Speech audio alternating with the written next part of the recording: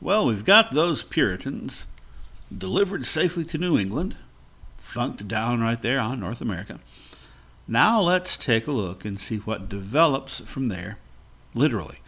We're going to see where things are by about the year 1700, or roughly 80 years since the Pilgrims first arrived at Plymouth Rock. Now, those Pilgrims first arrive, and then the other Puritan groups that follow, they're there so that they can basically practice their own theocratic form of local government and worship as they see fit without anyone interfering with them. And there's a lot of, the hierarchy that exists is a hierarchy of church, right? The higher placed you are in the congregation, the higher placed you are in the community. But by and large, people are in the community and of the community. And as we have examined, there were these very, very suspicious views toward the forest, toward the woods.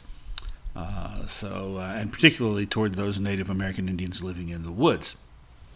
Well, things gradually change. There's that first generation that comes over and suffers and hacks their way into the forest which they find so frightening and godless, and start trying to establish themselves. Well, the next generation doesn't take the religion quite as seriously as their parents' generation had, which is not to say they didn't take it seriously at all. They just weren't as involved with it because, they were born in this new land. They didn't make a conscious choice to come to it to pursue their own way of religious life. Just born into it, just living. So the generation after that, the grandchildren of those original pilgrims, and then the great-grandchildren, with each successive generation, there was less focus on everything being centered on religion, and more focus on basically making a living. And if you will recall, that's part of the whole Calvinistic approach of the Puritans, that the better living that you make, the more material success you have, the more evidence that is that God has blessed you. Well, they started working real hard initially as a way to prove to themselves and their neighbors that they were in fact of the elect, but as the generations go by, they're working real hard to be working real hard to get ahead. Trade becomes the foremost consideration, no longer just religion. So this is developing this trade system that the settlements in New England are part of an overall, really globally linked capitalist system. We'll be talking more about that later, which essentially started with Columbus's discovery, quote unquote, of the Western Hemisphere.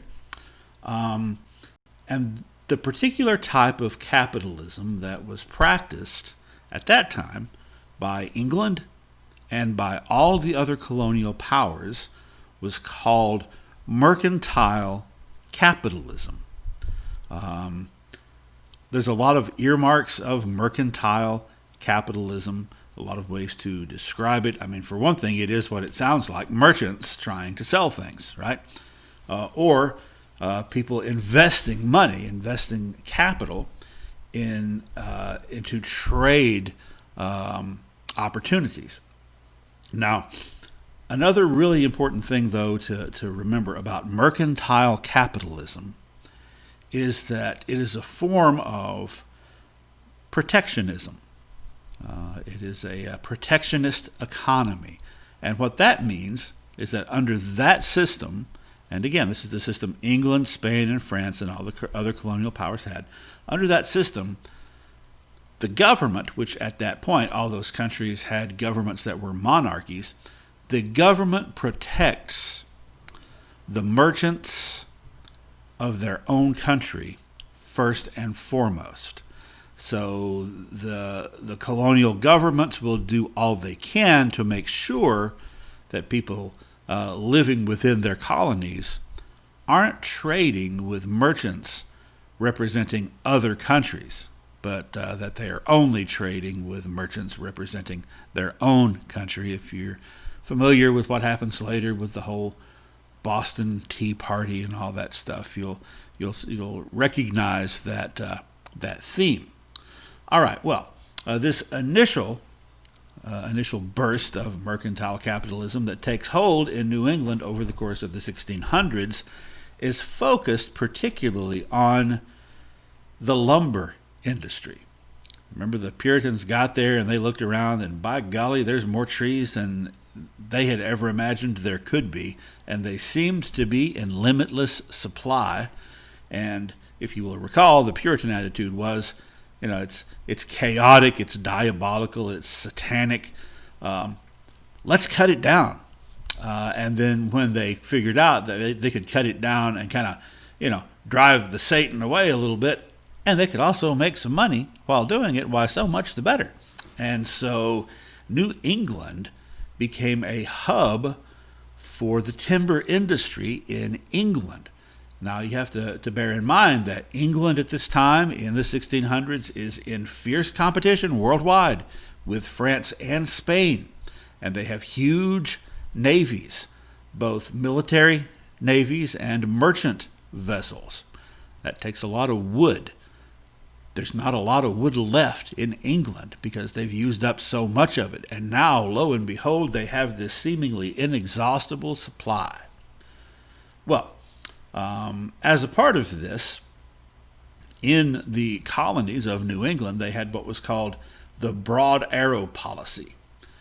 And that essentially meant that all white pine trees, 24 inches or more in diameter, belonged to the king, not to whoever happened to have that land. The reason it's called the Broad Arrow Policy is there would be a government agent who would come through the forests and look for the really, really big white pine trees, and he would take an axe and cut an arrow shape into that tree to signify this tree belongs to the king, no one else can have it.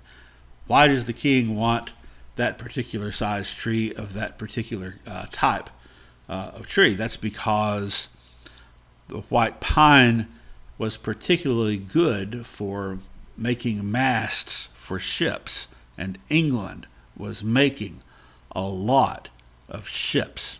So the timber industry is the primary thing that's now motivating people who are colonists in New England. And if you happened to work for the colonial government representing the crown, and you were one of those timber agents or mast agents, then you were particularly well off.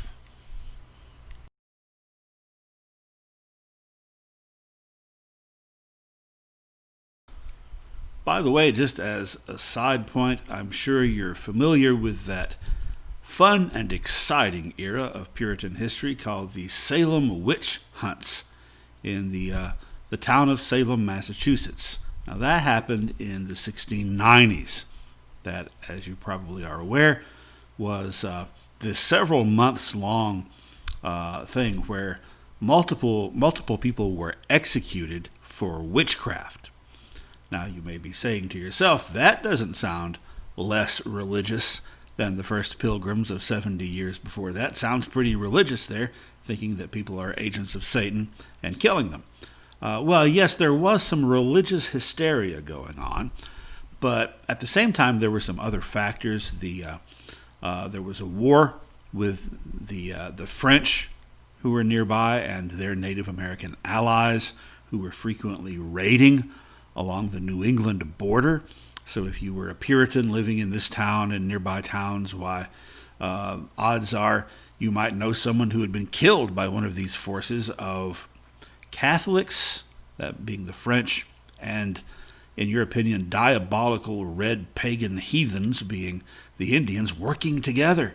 And there had also been a new law passed, the Toleration Acts by the British government, that gave some religious protection to various denominations of Protestantism, which meant that if you were a Puritan in New England, now it's against the law for you to discriminate against other Protestants. So you're being told what to do. So in essence, a lot of the folks who were living in that area at that time had kind of an apocalyptic worldview. It seemed like all this added up to the end times of the Bible, and Armageddon was nigh. And so they kind of went a little wild. And after several months and several people dying, they kind of stepped back, as mobs often do, and thought to themselves, yeah, maybe I overreacted somewhat. And it was very embarrassing. And that hastened the process of people in New England becoming less religious. In fact, it was such an embarrassment to the Puritans that they stopped calling themselves Puritans and changed their name to Congregationalists. Now, again, if you're familiar with this era of American history, you'll know that there was a thing called the Great Awakening that started around 1725 in Massachusetts. It was a big religious movement of getting people back involved in church. Well, you have to stop and think. There's not going to be a need to revive people unless they had fallen asleep, unless they had drifted away. So that's all part of the process I was previously describing, except the whole Salem thing was kind of like a nail in the coffin, as it were. So all this adding up, of course, to the people of New England by 1700 not being as inclined to be religious zealots, you could say, as they had been in previous generations.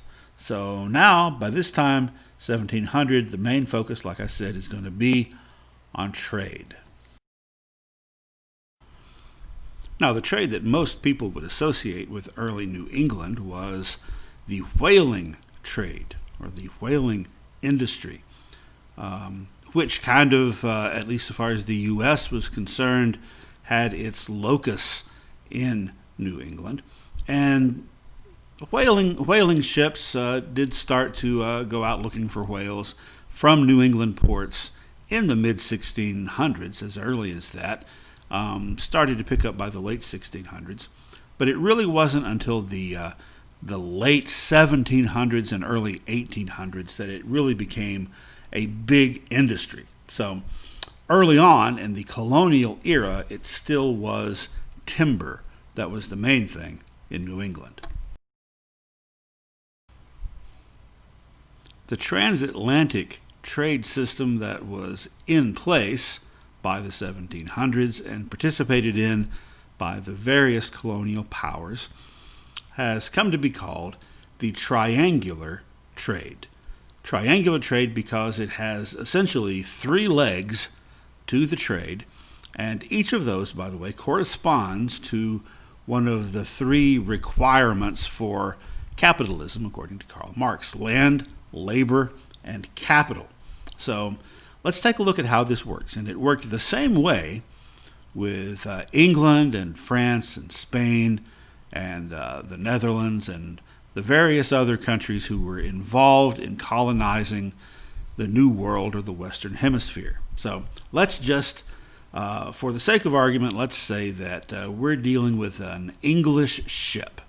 So the first leg of this trade journey would begin in England at one of those port cities.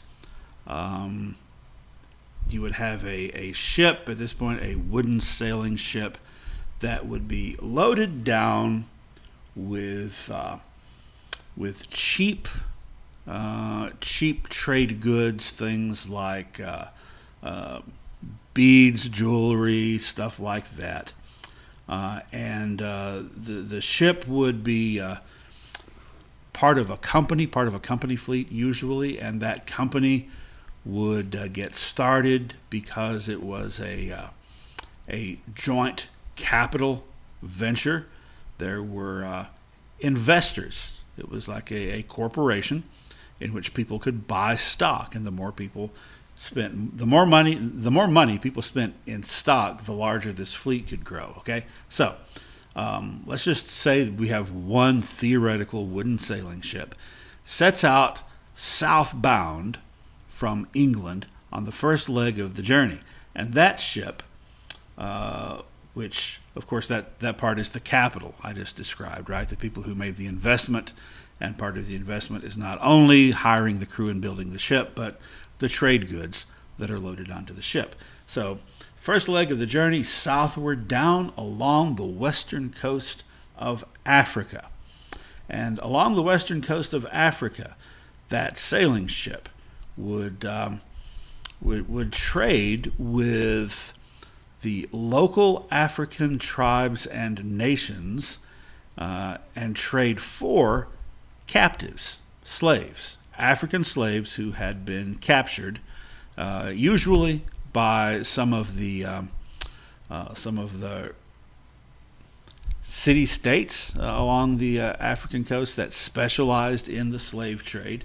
So you would your ship would unload those trade goods, manufactured trade goods, and perhaps you could also have like some steel implements that would be useful and would fetch a good price.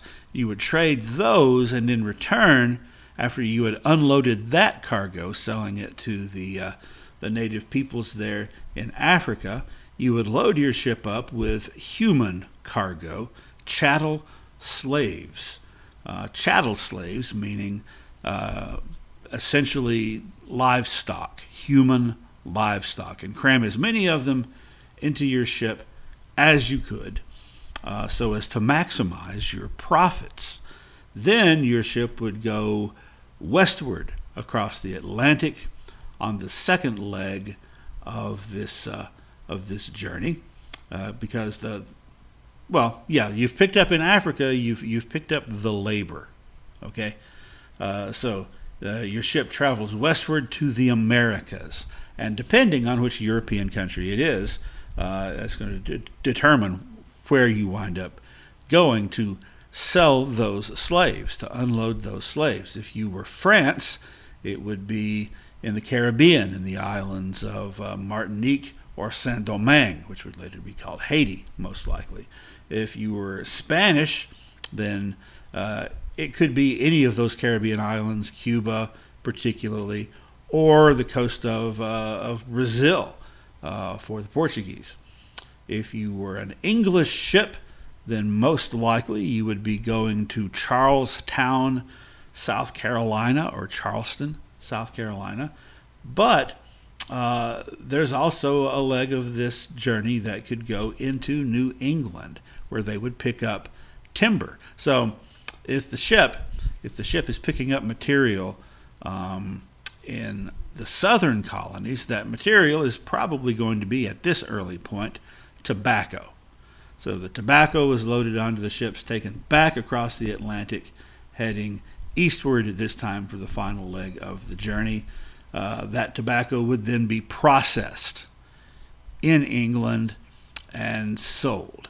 If the colonies that you were picking stuff up from were the northern New England colonies, then probably it would be timber that you were picking up. You would load this wooden ship with wooden pieces to make more wooden ships, and take that eastward across the Atlantic, where it would be unloaded.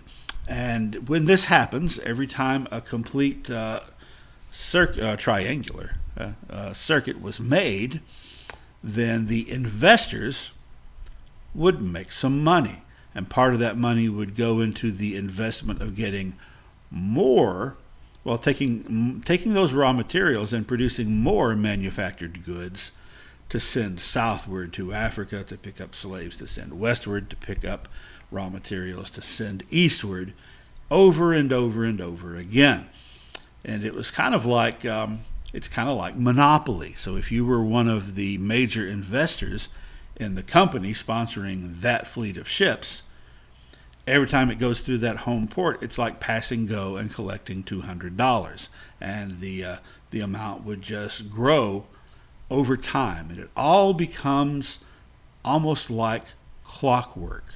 one leg fitting into the next leg, fitting into the next leg. And that's how it was by the end of the 1600s.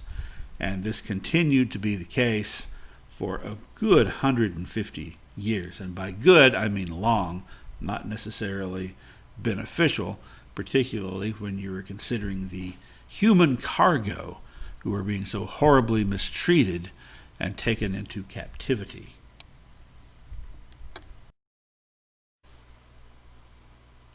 An economic hierarchy had developed in New England by 1700 that was vastly different from the mostly church-centered hierarchy that had been in place when the colonies were first founded in 1620 and 1630.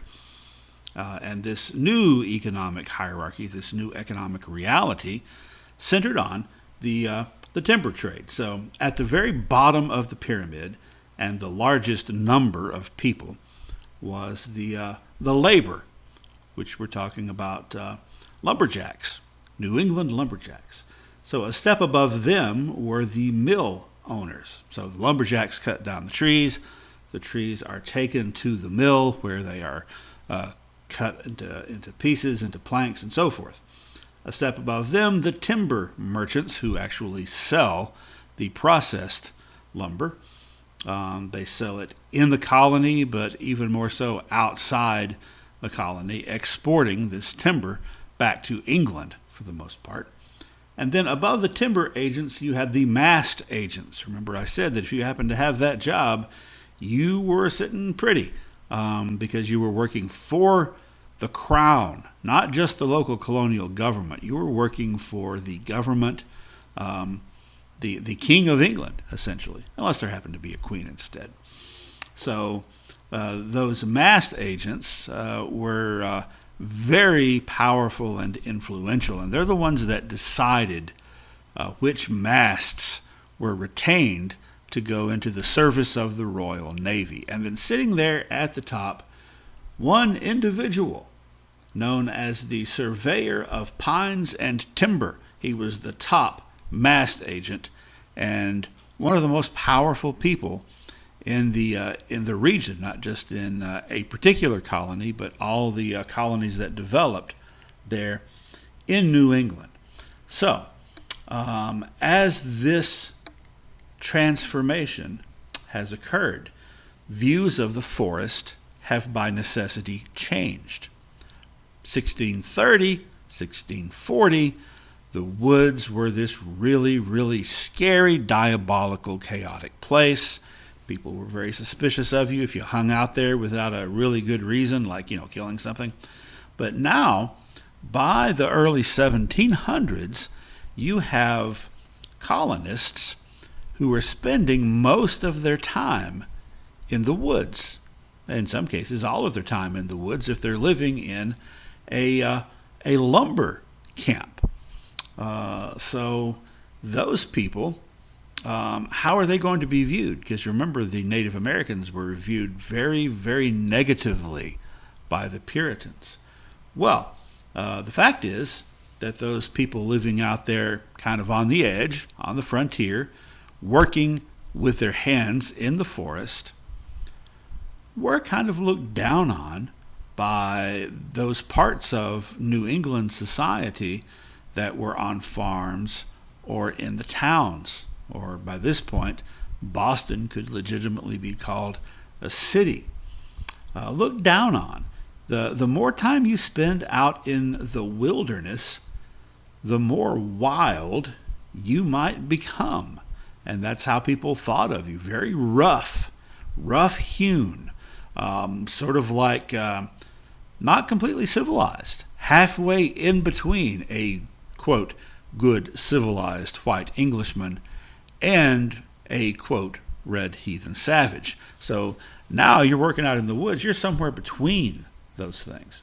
There's also been a division. 1620, that first Plymouth colony, everybody was living together in the settlement. And the hierarchy, like I said before, was mostly, especially in the Plymouth colony, the hierarchy was determined by your place in the church. Well, now there's been a split between labor and capital. And what that means is that the people supplying the money and the people really ultimately making the money, they live in the towns and cities. And the people who are doing the actual work, particularly for the timber industry, which is such a vital component of the New England economy, they're not in the towns and cities. They're out in the forest. There's also become a division or a split between the world of nature and the world of the mind.